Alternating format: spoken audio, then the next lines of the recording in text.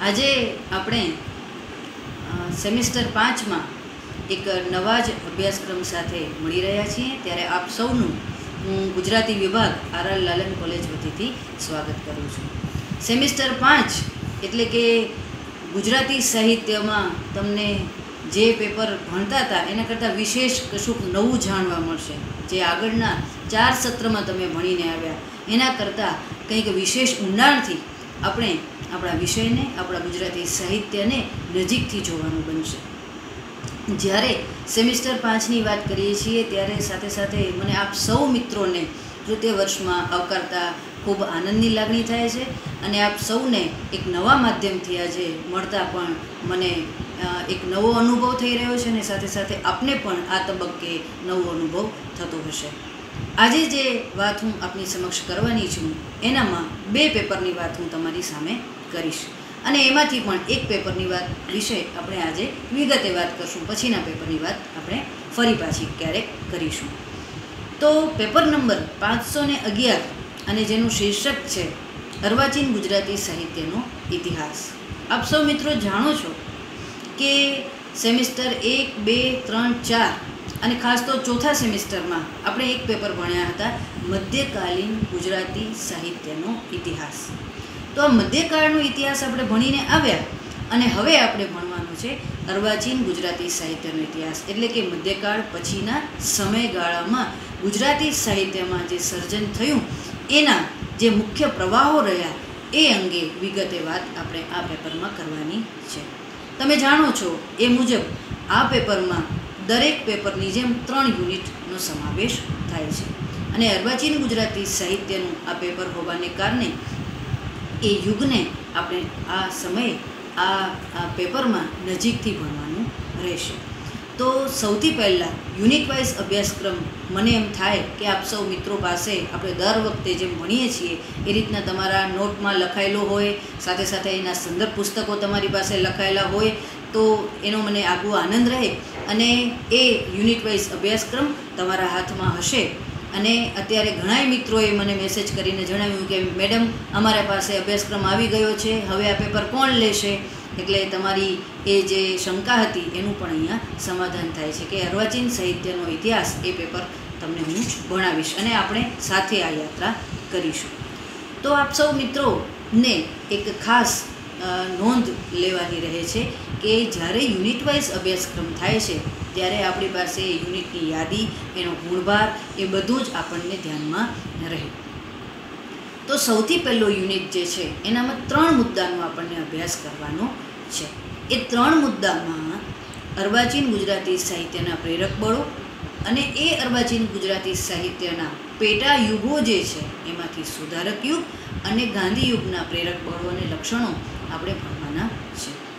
તો આજે આપણે જે યુનિટ 1નો પ્રથમ મુદ્દો છે અર્વાચીન ગુજરાતી સાહિત્યનો ઇતિહાસ અને એ ઇતિહાસ જે છે એ યુગના લક્ષણો કેવી રીતે આપણી સામે ખોલી આપે છે એ આજે આપણે જોવાનો પ્રયાસ કરીશું। તો અર્વાચીન ગુજરાતી સાહિત્યની વાત કરીએ છીએ ત્યારે સૌ પ્રથમ આપણે એ સંજ્ઞાને જોવી પડે કે અર્વાચીન એટલે શું। તો આ ફોનનું માધ્યમ છે એટલે આપણે રૂબરૂ મળી શકતા નથી, એટલે પ્રશ્નોત્તરી થઈ ન શકે, પણ સેજે મને અત્યારે જ્યારે આ સવાલ પૂછું છું ત્યારે એમ થાય કે મારા મિત્રો, મારા વિદ્યાર્થી મિત્રો જ્યારે હું અર્વાચીન એવી સંજ્ઞા વિશે પૂછું ત્યારે તરત વિચારવા લાગી જાય કે આ બેન તો આપણે અર્વાચીન વિશે પૂછી રહ્યા છીએ, તો તમને મગજમાં કઈ કઈ સંજ્ઞાઓ આવે છે? હા, એ સંજ્ઞા આધુનિક હોઈ શકે, અધુના હોઈ શકે, વર્તમાન પરિસ્થિતિનું સૂચન કરતી કોઈ સંજ્ઞા હોઈ શકે। હા, તો તમે આ જેટલું વિચારો છો એ લગભગ બધું સાચું છે। અર્વાચીન એટલે આધુનિક, હમણાંનું અને સાંપ્રત એવો પણ શબ્દ પ્રયોગ કેટલેક અંશે સાચું છે। તો આપણે અર્વાચીન એવી સંજ્ઞા કહીએ છીએ તો એનો મતલબ એમ કે કશુંક પ્રાચીન પણ હતું। હા, તો એ પણ તમારો વિચાર એટલો જ સાચો છે। પ્રાચીન એટલે કે ગુજરાતી સાહિત્ય સંદર્ભે મધ્યકાલીન એવું અર્થઘટન થઈ શકે એમ છે। મધ્યકાળનો સમયગાળો 700 થી 750 વર્ષનો રહ્યો અને એ સમયગાળા પછી અર્વાચીન યુગ શરૂ થાય છે। આપ સૌ મિત્રો જાણો છો તેમ કોઈ પણ એક યુગ કે કોઈ પણ એક સમયગાળો ચોક્કસ લક્ષણો ધરાવતો હોય ત્યારે ચોક્કસ એક તારીખથી શરૂ થાય ને ચોક્કસ એક તારીખે પૂરું થાય એવું શક્ય નથી. એને ક્યાંક તો એનો આરંભ તો ક્યાંક બીજ રૂપે થઈ જ ચૂક્યો હોય છે. અને એ યુગને આપણે કોઈ ઐતિહાસિક સાલથી ઓળખીએ છીએ, નહીં કે તારીખથી. અને તારીખ કરતાં પણ હું કહીશ કે એના લક્ષણોથી આપણે એ સમયગાળાને ઓળખીએ છીએ. તો આ લક્ષણો કયા છે? તો તમે કહેશો કે મેડમ અમે તો ભણીને આવ્યા છીએ મધ્યકાલીન ગુજરાતી સાહિત્યના લક્ષણો, એનામાં તો મીરાબાઈ અને નરસિંહે ભક્તિ કરી, જૈન કવિઓએ પોતાના રાસ ફાગુ વગેરે રચ્યા, એને છેક દયારામ સુધી અમે 1953-52 સુધી આવી ગયા. અને દયારામના દેહાંત પછી મધ્યકાળનો અંત આવ્યો. બસ આ જ સમયને આપણે પકડવાનો છે કે જ્યારે દયારામનો દેહાંત થાય છે. અને એ સમયે દલપતરામ, જે અર્વાચીન કાળના અગ્રગણ્ય કવિ ગણાય છે, એનો જન્મ થઈ ચૂક્યો છે. તો મધ્યકાલીન સાહિત્યમાં જે અંત તરફ જતો પ્રવાહ છે એ દયારામ અને એના પછીના ગૌણ કવિઓ એ પણ આગળ ધપાવ્યો છે. પણ એ ખાસ નોંધવા જેવું છે કે અર્વાચીન કાળનો આરંભ, ગુજરાતી સાહિત્યમાં અર્વાચીન યુગનો પ્રારંભ મધ્યકાળ જ્યાં દયારામથી અટકે છે અને દલપતરામથી શરૂ થાય છે, એ સંક્રાંતિકાળ સમયે અર્વાચીન કાળનો આરંભ થઈ ચૂક્યો છે. વિશ્વની વાત આપણે એક કોરાણે એક પડખે રાખીને કરીએ તો ભારત સમગ્ર ઉપર અંગ્રેજી શાસન એકદમ ચુસ્ત રીતે પોતાનું વર્ચસ્વ જમાવી ચૂક્યું હતું. અને એ સમયગાળામાં ભારતીય પ્રજા વિક્ષુબ્ધ હતી. આપણે જાણીએ છીએ કે અંગ્રેજી શાસન છે ત્યારે મધ્યકાળનો પ્રવાહ વહી ચૂક્યો છે અને હજી પણ અંગ્રેજી શાસન છે અને ગુજરાતી સાહિત્યમાં આપણે અર્વાચીન યુગનો પ્રારંભ થાય છે. તો કેમ આ પરિવર્તન થયું? શું એવું બન્યું કે મધ્યકાળમાંથી આપણે અર્વાચીન કાળ તરફ વળ્યા? તો એ એક દિવસનું, 2 દિવસનું એવું કામ નથી. કેટલાય સમયની રાહ પછી એક પ્રવાહ બદલાય છે, એક નવી દિશા આવે છે.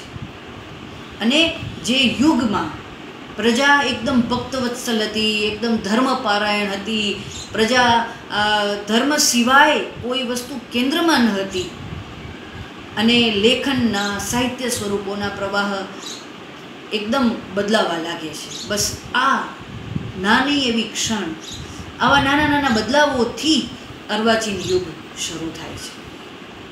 અને નવલરામ એક જગ્યાએ નોંધે છે, આપણા અર્વાચીન યુગના આદ્ય વિવેચક એવા નવલરામ પંડ્યા, જેને આપણે આગળ ભણવાના છે, એ નવલરામ કહે છે કે સગડાને એકદમ જાણે થયું કે દેશમાં જ્ઞાનનો સૂર્ય ઉગવાની તૈયારીમાં છે. આખો પ્રાંત ઘણા જુગની ભર નિદ્રામાંથી ચોકીને જાગ્યો અને બહાવરું બહાવરું જોવા લાગ્યો. આ વિધાનને બહુ જ ધ્યાનથી સમજવાનું છે. સગડાને એટલે ગુજરાતની સગડી પ્રજાની વાત છે. તો શું પ્રજા સૂતેલી હતી મધ્યકાળ દરમિયાન? આપણે અભિધાગત અર્થ નથી લેવાનો. વિવેચનના પેપરમાં આપણે ભણીશું શબ્દની શક્તિઓ, ત્યારે તમને વધારે ડિટેલથી ખબર પડશે. અને વિશેષ અભિધાનો અર્થ કહું તો શબ્દનો અર્થ પકડવાનો છે, શાબ્દિક અર્થ નહીં, એનામાં છુપાયેલો અર્થ સમજવાનો છે. તો શું કહેવા માંગે છે? મધ્યકાળ દરમિયાન શું બધા સૂતેલા હતા? નહીં. મધ્યકાળ દરમિયાન માત્ર ને માત્ર પ્રજા, મોટા ભાગની પ્રજા ધર્મને જ કેન્દ્રમાં રાખીને સાહિત્ય સર્જન કરતી અને જીવતી હતી. કોઈ હેતુ એવો સાહિત્ય સર્જનનો નહોતો. બસ ભક્તિ કરતાં કરતાં નરસિંહ અને મીરાએ સાહિત્ય સર્જન કર્યું છે. એ લોકોએ પોતાની જાતને ક્યારેય કવિ તરીકે ઓળખાવ્યા નથી. એ લોકોએ તો માત્ર ને માત્ર પોતાની જાતને ભક્ત તરીકે ઓળખાવ્યા છે. અને જ્યારે નરસિંહ, મીરા, દયારામ, એનાથી પહેલાં જ્ઞાની કવિ આપણો અખો, લોકોને પ્રિય એવો કવિ જન્મરંજનનો કવિ પ્રેમાનંદ, આ બધા જ જ્યારે સાહિત્ય સર્જન કરે છે ત્યારે પ્રજા નિરક્ષર છે. અને ધીમે ધીમે ધીમે ધીમે અંગ્રેજી પ્રજાના શાસનને પરિણામે પ્રજામાં એક જાતનું શિક્ષણ પ્રત્યેનો જે એક દૃષ્ટિકોણ છે એ બદલાય છે. આપણા સાહિત્યકારો, આપણા જે પ્રજાના સંસ્કૃત લોકો, સારો સમાજ જેને કહી શકીએ, સમાજનો શિષ્ટ વર્ગ જેને કહીએ, એ બધું ભણવા તરફ વળે છે અને અંગ્રેજી શિક્ષણ તરફ વળે છે. શિક્ષણની જે વ્યાખ્યા છે એ બદલાય છે અને ધીમે ધીમે ધીમે ધીમે અંગ્રેજી શિક્ષણ, સંસ્કૃત શિક્ષણ અને આ ઉપરાંત વિશ્વ સાહિત્યના સંપર્કમાં અર્વાચીન કાળનો જે યુવાન છે એ સંપર્કમાં આવે છે. એટલે એને ખબર પડે છે કે ભારતીય અને ગુજરાતી સાહિત્યમાં તો રાસ, ફાગુ, પ્રબંધ, પદ, ભજન, ઢાળ બધું તમે ભણીને આવો છો. એ બધું સર્જાયું. જ્યારે પાશ્ચાત્ય સાહિત્યમાં તો નવલિકા, નવલકથા, સોનેટ, ફારસી અને અરબીમાંથી ગઝલ વગેરે સ્વરૂપો રચાય છે. તો આપણે આ વિશ્વ સાહિત્યના પરિચયમાં ધીમે ધીમે આવતા થયા. આ અર્વાચીન કાળના જે સર્જકો છે એનામાં કાંત છે, કવિ કલાપી છે, બળવંતરાય ઠાકોર છે, નરસિંહરાવ દિવેટિયા છે. આ બધા સર્જકોએ નવા નવા સાહિત્ય સ્વરૂપોમાં પોતાનું પ્રદાન આપ્યું. જે અત્યાર સુધી એક ધર્મકેન્દ્રિત સાહિત્ય સ્વરૂપો રહી ચૂક્યા હતા એના કરતાં કંઈક વિશેષ આપણને જોવા સમજવા મળે છે. એ સાહિત્ય ઉત્તમ જ છે. આપણે તુલના નથી કરતા.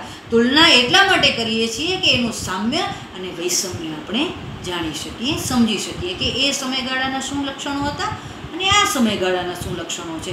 સ્વાભાવિક રીતે યુગ બદલાય એટલે લક્ષણો પણ બદલાય, એટલે જ તો યુગ જુદા પડે છે, નહીંતર તો એક જ હોય ને. તો આપ સૌને આ સમજણ પડે છે ને કે કઈ રીતે મધ્યકાળ કરતાં અર્વાચીન કાળ જુદો પડ્યો.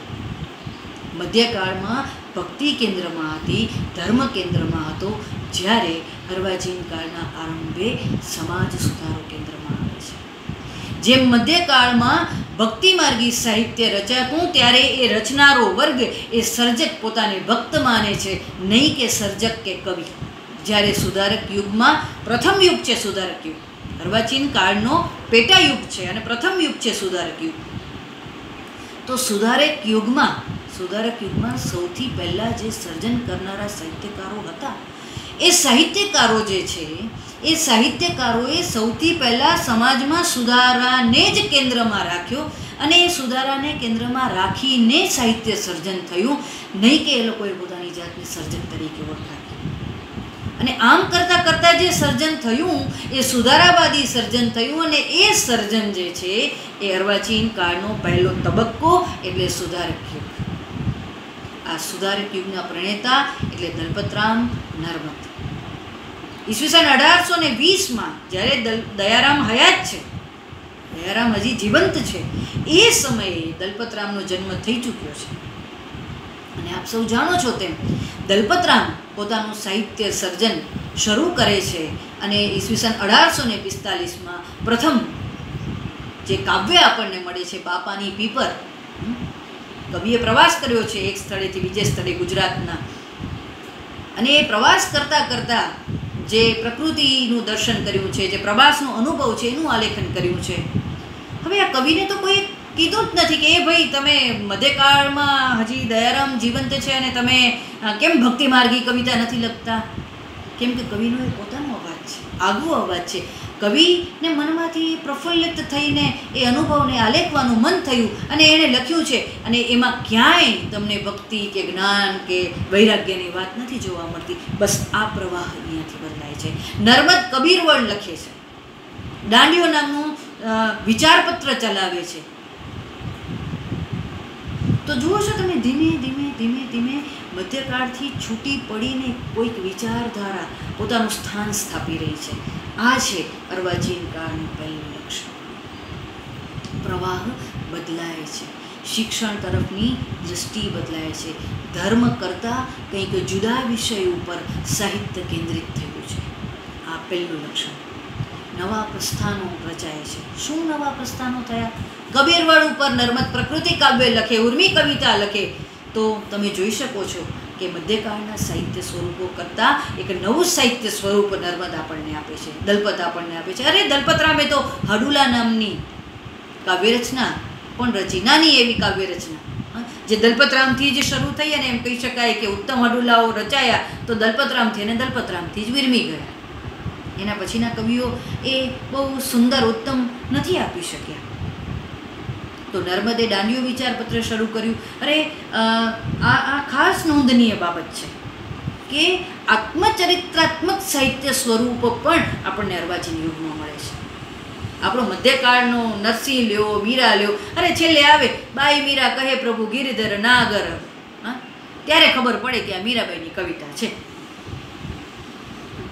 નરસિંહ એમ કહે કે ભણે નર સૈયો હરિગુણ ગાતા કુળ 71 તારે, ત્યારે ખબર પડે કે આ નરસિંહની કવિતા છે. બાકી તો ખ્યાલ જ ના આવે, કેમ કે એ લોકોને આવી કોઈ સમજણ કરતાં પણ એમ કહેવું ઘટે કે આવી કોઈ ઈચ્છા નથી કે અમે સર્જક તરીકે, અમે કવિ તરીકે ઓળખાઈએ.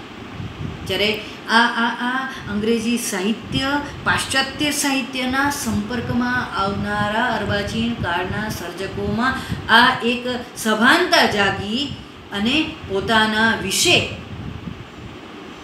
એમણે વિગતો પણ લેખકોને, અન્ય લેખકોને અને પોતાના વાચકોને, ભાવકોને આપી કે મારી હકીકતનો સર્જક એટલે નર્મદ, મિથ્યાભિમાનનો સર્જક એટલે દલપતરામ. ક્યારે લખાયું, કેમ લખાયું, એ બધું આખ્યાનમાં લખતા પ્રેમાનંદ વગેરે સર્જકો, પણ એનાથી વિશેષ માહિતી એ લોકોએ નથી આપેલી, કેમ કે એ આપવું એ સમય એ લોકોએ યથાયોગ્ય ગણ્યું નથી, એટલે નથી આપી. એ સમય જુદો હતો, ત્યારે આ સમય જુદો છે. તો અર્વાચીન કાળના સર્જકોએ પોતાની કૃતિઓમાં એ કૃતિની રચના સાલ, એ બધી વિગતો આપી, પોતાના જીવન વિશેની વિગતો પણ કેટલીક વાર આપી. અને હા, ફરી પાછા આપણે એ મુદ્દા ઉપર આવીએ કે આત્મચરિત્રાત્મક સાહિત્ય સ્વરૂપની રચના પાશ્ચાત્ય સાહિત્યમાંથી આપણે ત્યાં આવી, અને નર્મદની પાસેથી આપણે સ્પેલવેલી લખાયેલી આત્મકથા મળે છે મારી હકીકત, જેમાં નર્મદે પોતાના જીવનનો આલેખ આપ્યો છે.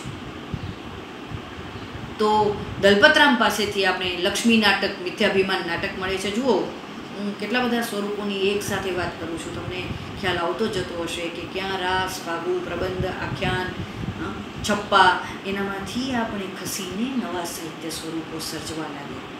એમાં આત્મચરિત્રાત્મક સાહિત્ય સ્વરૂપમાં અમે આત્મકથાની વાત કરી, નાટકની વાત કરી, નિબંધની વાત કરી.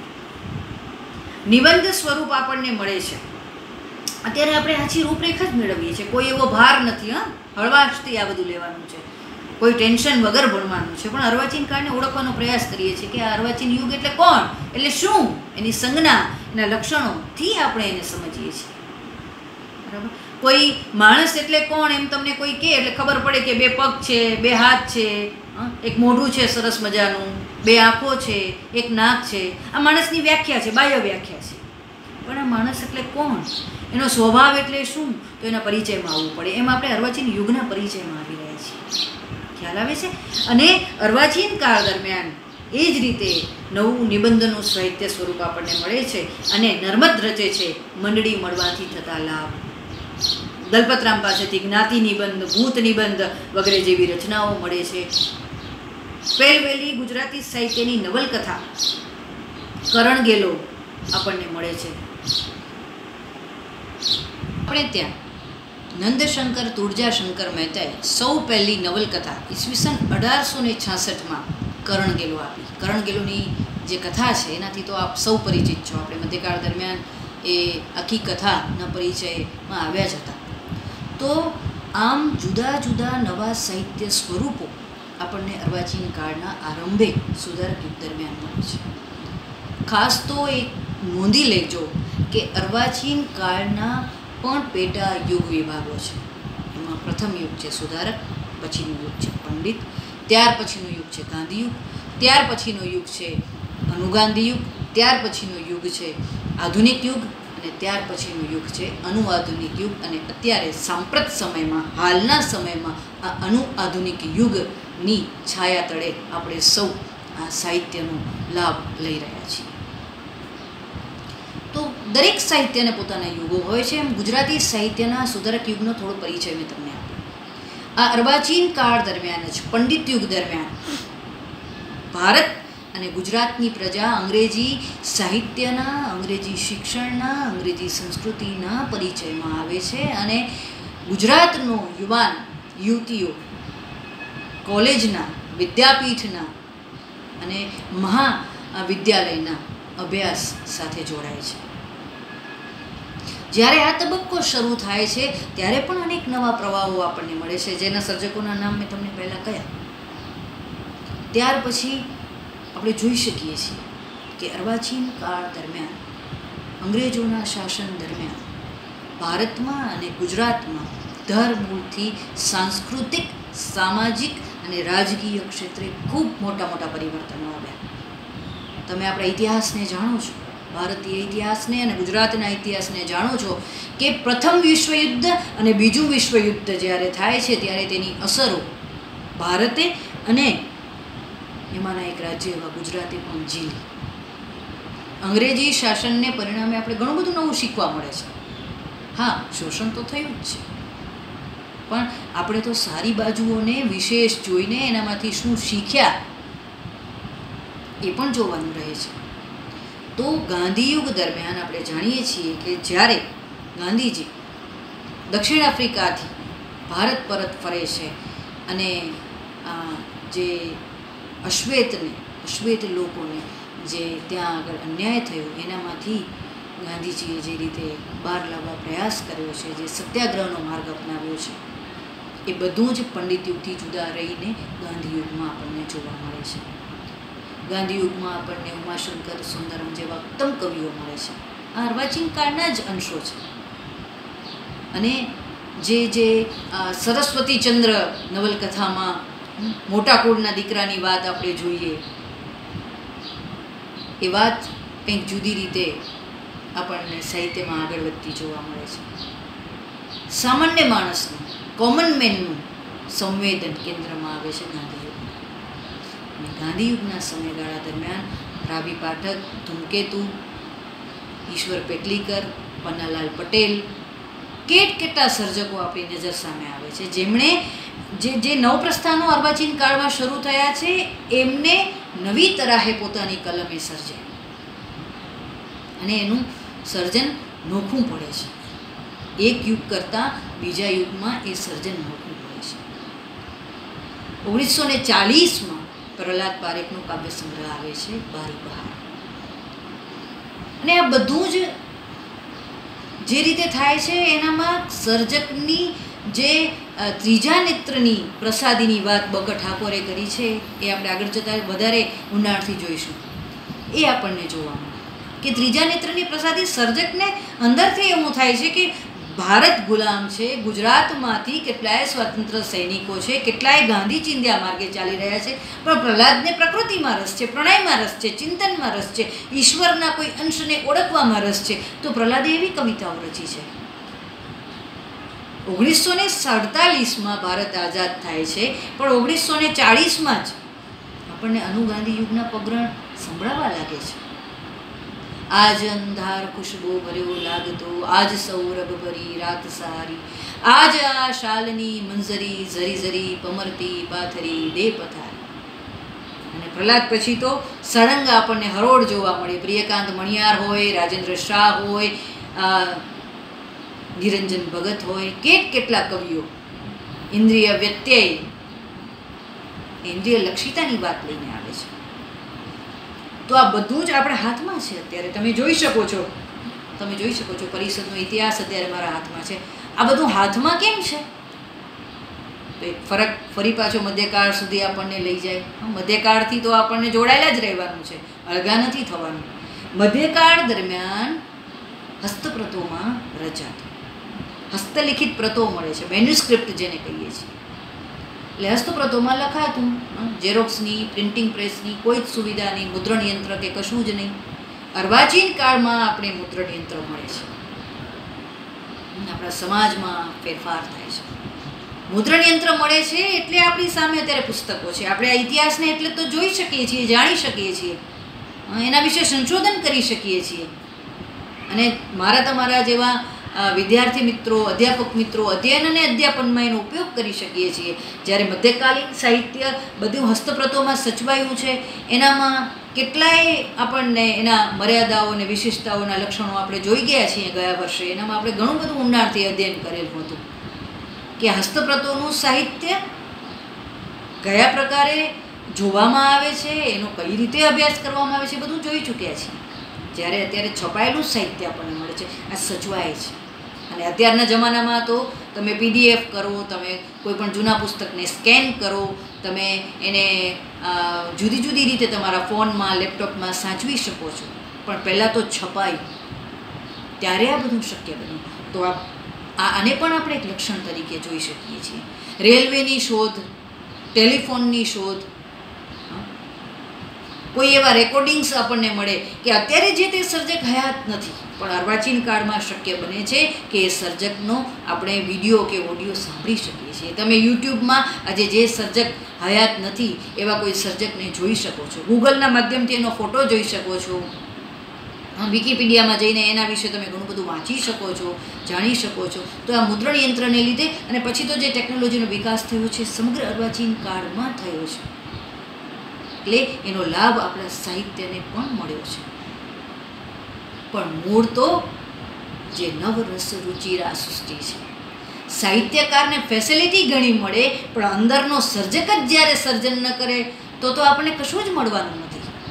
આ બધા સર્જકોએ ઉત્તમ કાવ્યો લખ્યા, ઉત્તમ સર્જનો કર્યા, એટલે આપણે આ બધા સાહિત્ય સર્જનોની નજીક આવી શક્યા છીએ. કેટલી કવિતાઓ આપણને સ્મરણે ચડે. મધ્યકાળને યાદ કરો કે અર્વાચીન કાળને યાદ કરો. જયંત પાઠકને જુઓ કે નિરંજન ભગતને જુઓ, કે પછી આધુનિક યુગના બક્ષીની કોઈ પણ વાર્તા વાંચો, કોઈ નવલકથા વાંચો. આપણા કચ્છના જ સર્જક લઈ લ્યો, ધીરેન્દ્ર મહેતા છે કે વિનેશ અંતાણીની નવલકથામાંથી પસાર થાવ, પ્રિયજનને તો તમે ભૂલી જ ન શકો. તમારી ઉંમરના કેટલાય દીકરા દીકરીઓ નવલકથાને નજીકથી જોવા માટે, વાંચવા માટે લાઇબ્રેરીમાં જઈને પુસ્તકો ફંફોસે છે.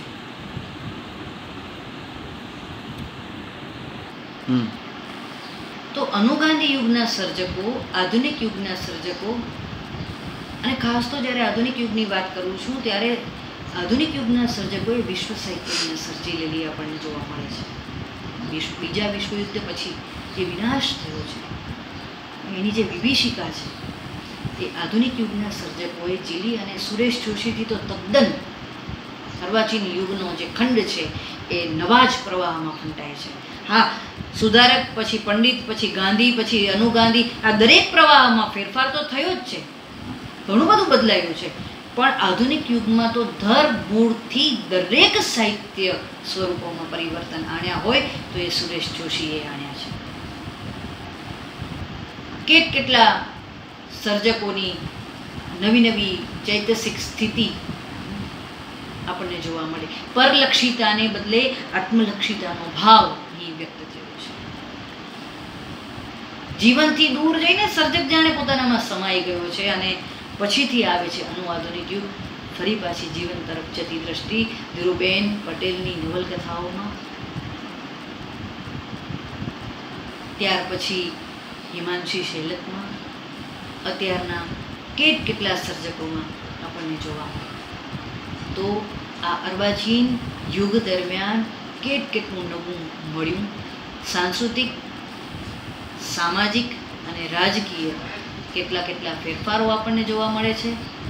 અને આ ફેરફારોની સાથે સાથે યુગની લાક્ષણિકતાઓ બદલાય છે. પણ મૂળ તો અર્વાચીન યુગ દરમિયાન કુલ 6 યુગો આપણને જોવા મળે છે. અને આ 6 યુગોની પોતાની પણ અલગ અલગ લાક્ષણિકતાઓ આપણને જોવા મળે છે. એમાં ફરીથી કહી જાઉં તો પ્રથમ યુગ સુધારક યુગ છે, પછી પંડિત છે, પછી ગાંધી યુગ છે, પછી અનુગાંધી યુગ છે, પછી આધુનિક યુગ છે, અને ત્યાર પછી અનુઆધુનિક યુગ અને અત્યારનો સાંપ્રત સમય આપણે કહી શકીએ છીએ, જેમાં કચ્છના સર્જકોનું પણ વિશિષ્ટ પ્રદાન છે.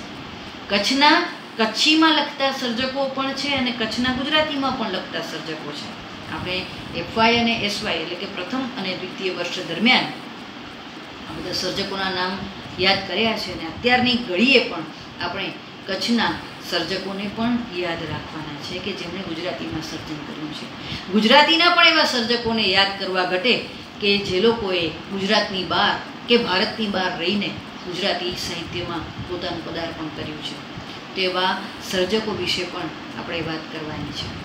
પણ આ આખા સમગ્ર પેપર દરમિયાન અર્વાચીન યુગના, સુધારક યુગના લક્ષણો અને ગાંધી યુગના લક્ષણો, એના સર્જકો અને એની કૃતિઓ વિશે આપણે આ આખા સત્ર દરમિયાન અભ્યાસ કરવાનો છે.